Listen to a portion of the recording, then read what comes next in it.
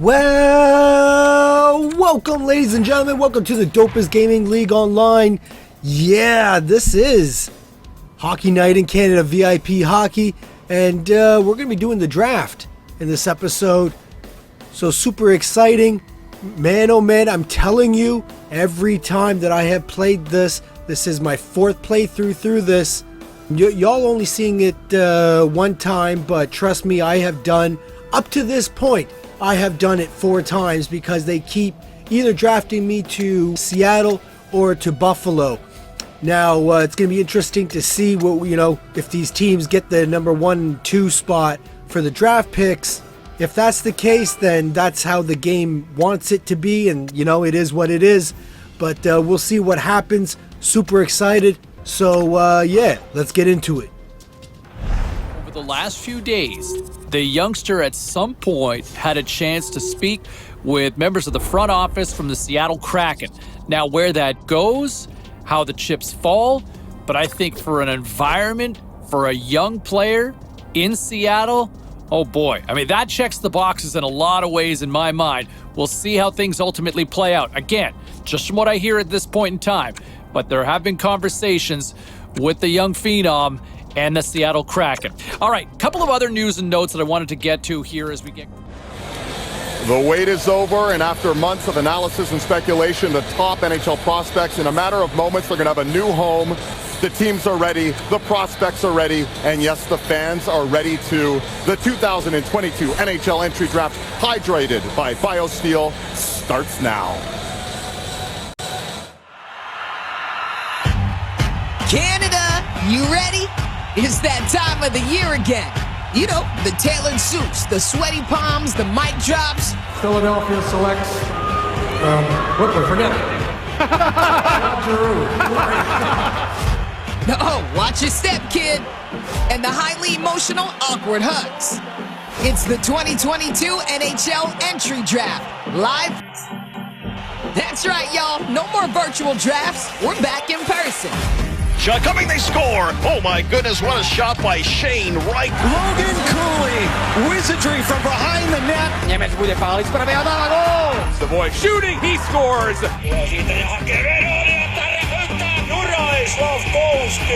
So, who's got next? Who's going first?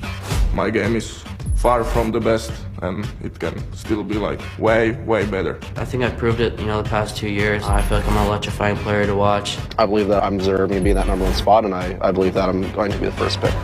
And if you don't know who these guys are, well, now you'll know. I'm a big singer. I like to sing in the car. I don't have the vocals for that. That's his thing. No one ever understood a single word he said. How's hair looking? Solid? All right. A little product in there, have to make it look good for TV, right? Okay, let's blow this up with a bit of history to set the stakes. The last time the Canadians had the first overall pick, they took this guy over this guy. Here's Savard, look at the movie score! And that guy. Here's Coffey on a rush, right in, shoots, scores! The last time the draft was in Montreal, a bag of future stars were taken. But back tonight, where they say, dreams will be made, tears will be shed. A lifetime of work will be rewarded, and maybe a few hearts will be broken. Enough cliches? Let's go!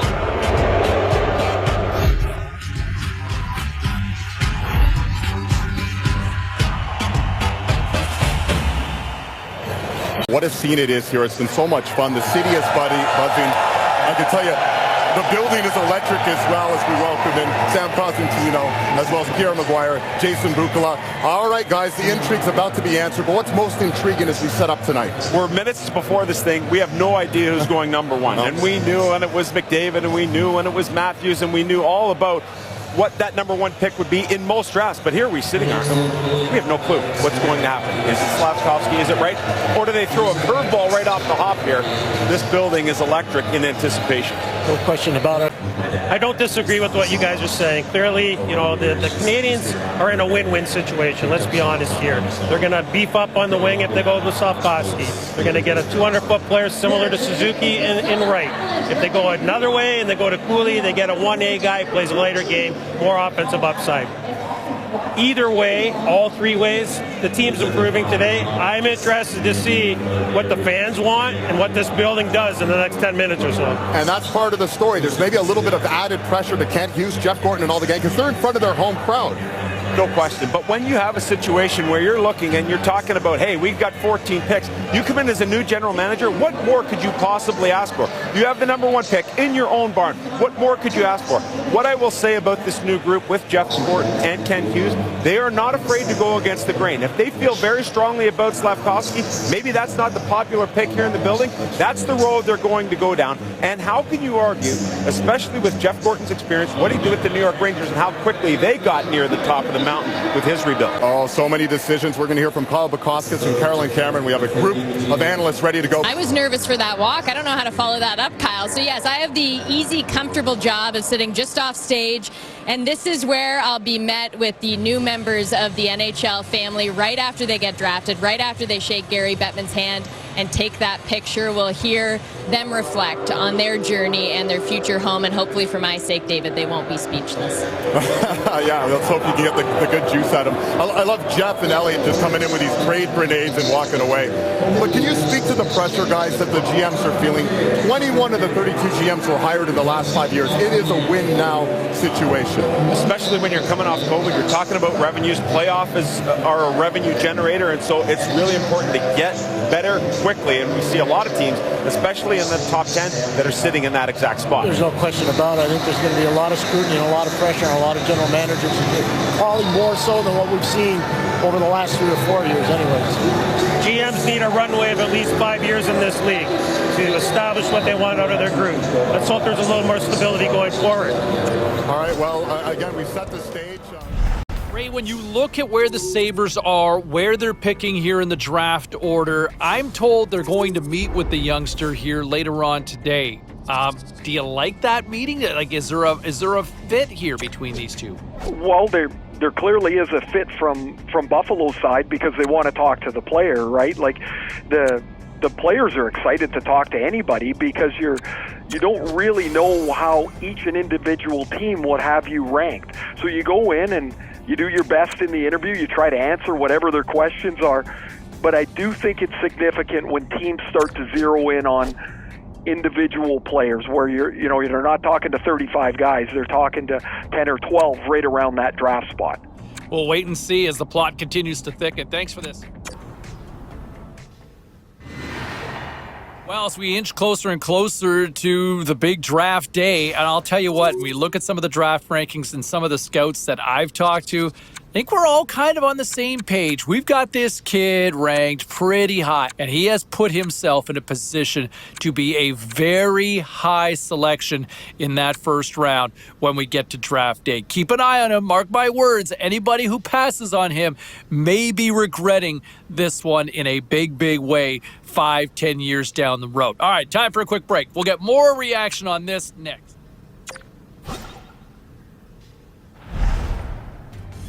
The youngster at some point had a chance to speak with members of the front office from the Seattle Kraken. Now, where that goes, how the chips fall, but I think for an environment, for a young player in Seattle, oh boy. I mean, that checks the boxes in a lot of ways in my mind. We'll see how things ultimately play out. Again, just from what I hear at this point in time, but there have been conversations with the young phenom and the Seattle Kraken. All right, a couple of other news and notes that I wanted to get to here. The 2022 NHL entry draft, it is set to begin in a matter of moments. Commissioner Gary Bettman will be taking the podium, a special celebration as well. It's all coming your way. We will find out who the Habs pick in a matter of moments. To the Commissioner, Gary Bettman. Daniel Bossy, daughter of Mike Bossy, et le commissaire de la LNH, NHL Commissioner Gary Bettman. All right, let's go.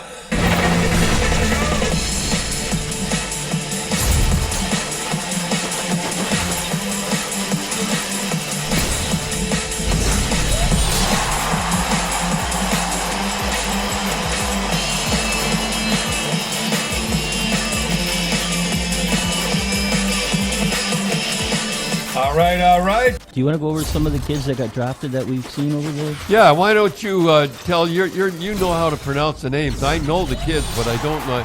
I just don't know. And we saw a lot. We saw an awful lot of kids. Well, we saw a lot of them drafted, and we like. So this year, you do it, Dylan. We saw an awful lot of kids. Well, we saw a lot of them drafted, and we like. So this year, you do it, Dylan. Well, we saw Quentin Byfield. We've talked about him. Talked about him, yeah. And short stick. He's got a short stick. He's he's young. Like he'll be about 6'6". He's almost 10 months younger than the rest of the kids. So that's a lot. At that age. He's 6'4", 215 pounds.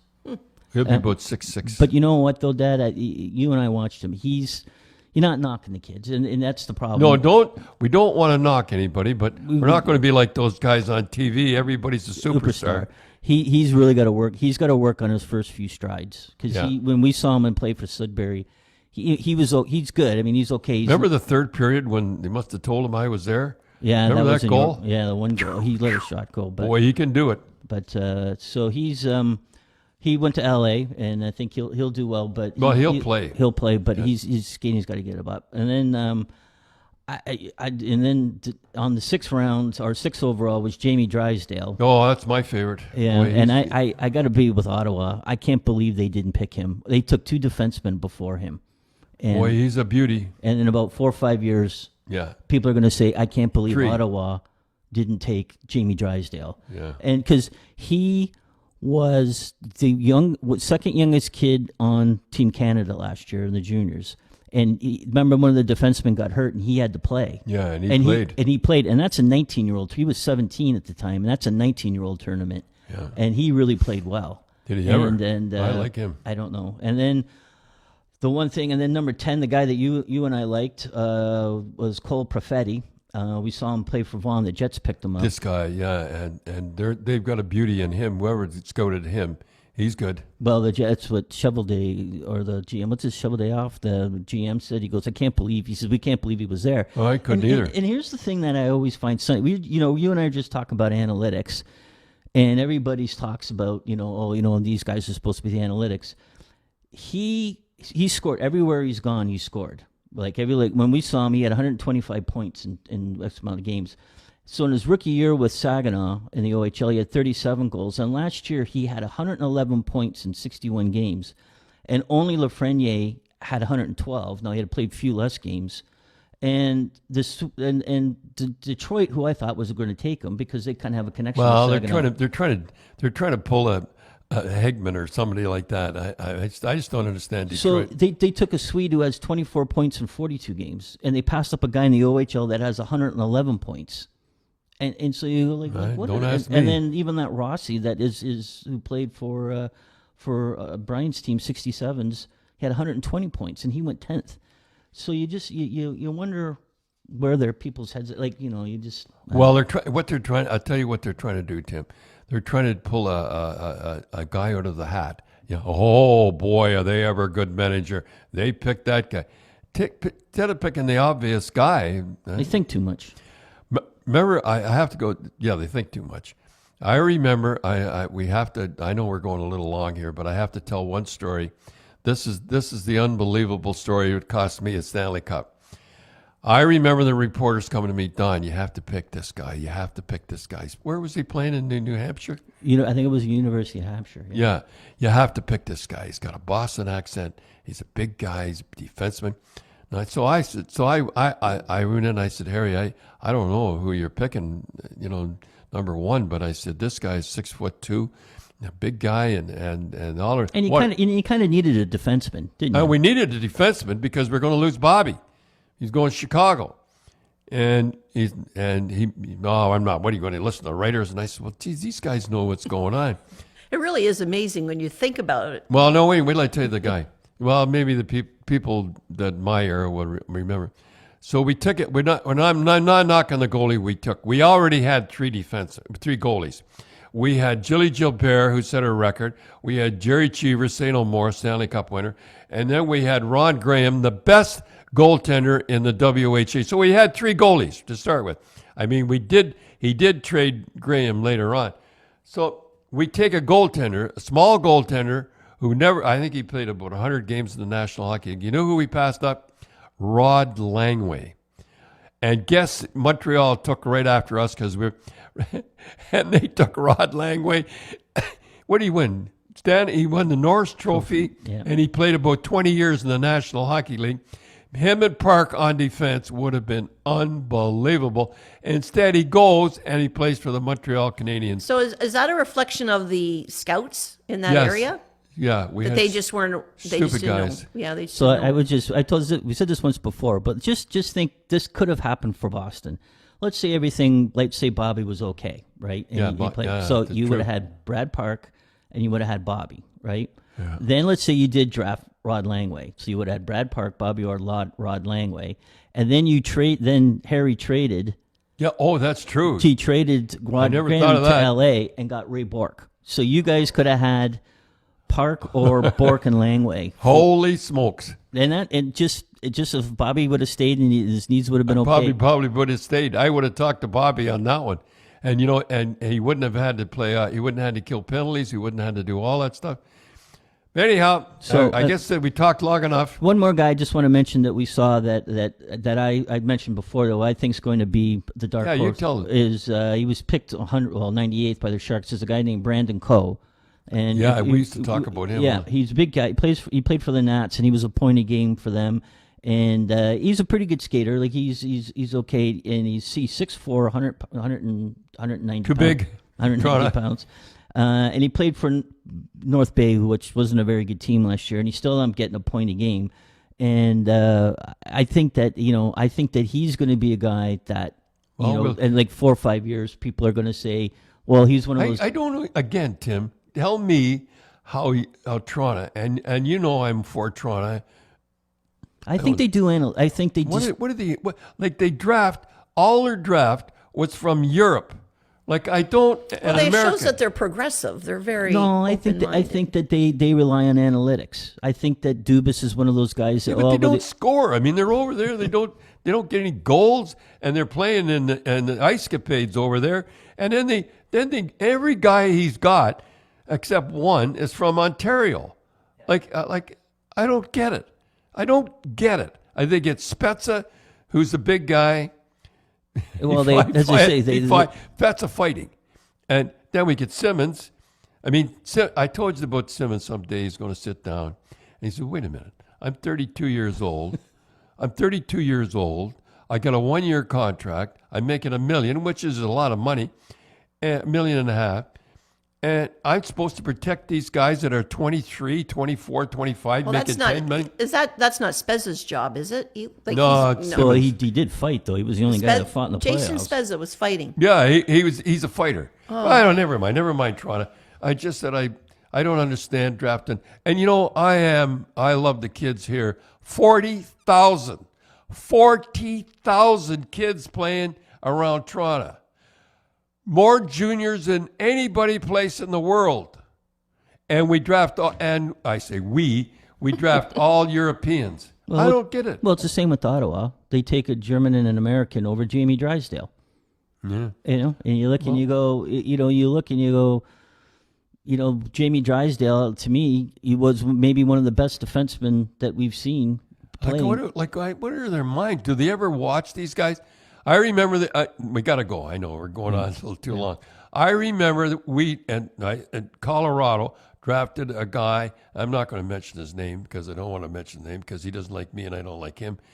And he had a good playoffs and he had a broken leg or something. And we took him, and we took him number one. We were number one.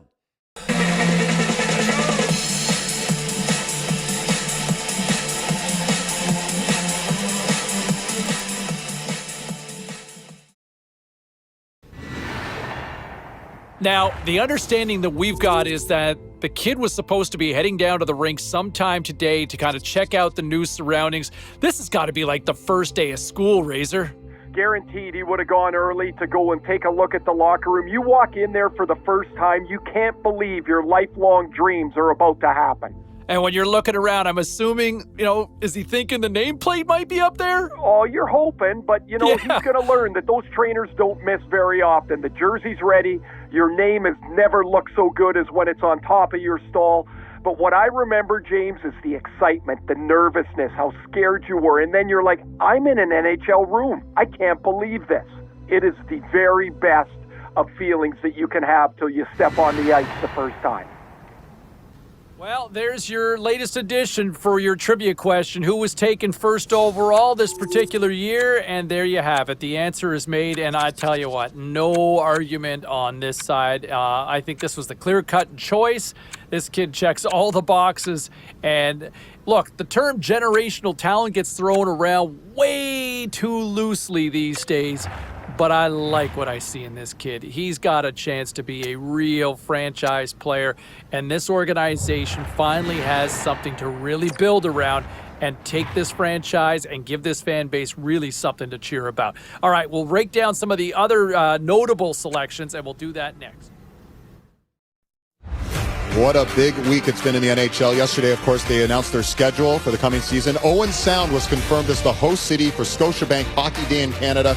Saturday, January 21st. It will be the 23rd edition of the show, this time from the Bruce Peninsula. Look how beautiful it is out there. Hard to imagine winter when here it is in the middle of summer. And it was the perfect night here in Montreal, gentlemen, as we're going to put a bow on what was a pretty exciting time. First of all, great to have the fans back. Great to have the atmosphere here in Montreal.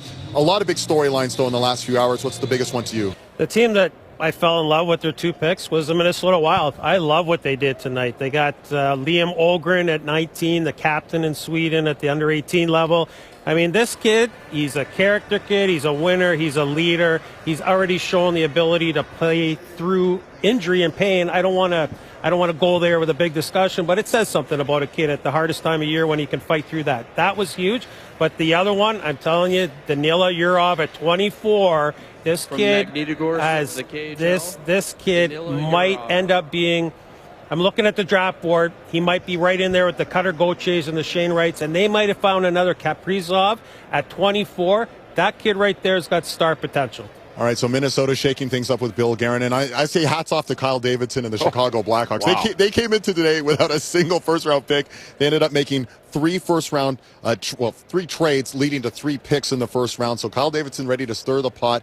Did trade away DeBrincat to Ottawa. Did trade away Kirby Dach to Montreal. So a lot of moves today as well. It was an exciting night here in Montreal. And in case you missed any of it, here's how it looks on paper. 32 picks in, another 192 are rolling our way tomorrow, rounds 2 through 7.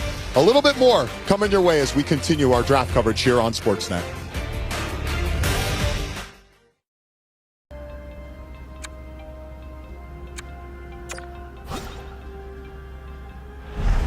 Signed, sealed, and delivered. Yes, the entry-level contract, better known technically as the ELC. Yeah, you know me, is signed up, and now it's time to find out if he can live up to the hype. I think fans would love to see him make that jump to the opening night roster. Management would love to see it, and I know the kid has every intention of trying to crack it too.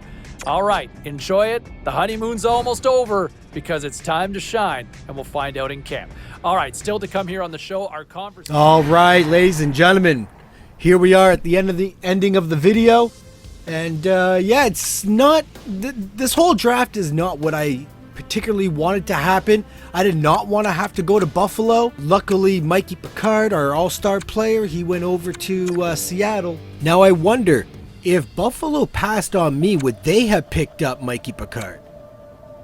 That's kind of interesting. And then would Seattle have gotten me? Very interesting how this whole draft played out. I'm happy where I'm at. I am going to make the best of it. You know, I am the newest player in the Buffalo Sabres family. So yeah, going to make the best of it. If an opportunity comes around that I get to be traded, definitely would like to do that. Either traded to Montreal Canadiens or the Ottawa Senators. I don't know how many times those chances come around. I did sign, like a 3-year contract with them. So enough of me rambling. This is Noxy Nitrix. Thank you everyone for watching. Greatly appreciated. And we will see you next time. Right here on this YouTube channel. This is Hockey Night in Canada VIP Hockey. Noxy Nitrix saying good night. Peace.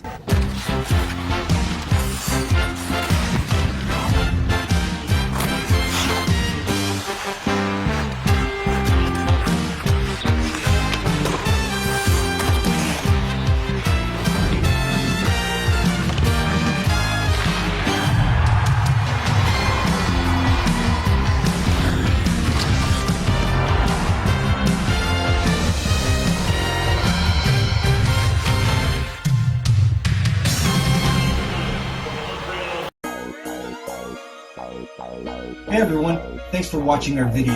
If you haven't done so already, why don't you go and hit that subscribe button. And if you want to see more VIP videos, click somewhere there. And more content right there. See you next time. Peace.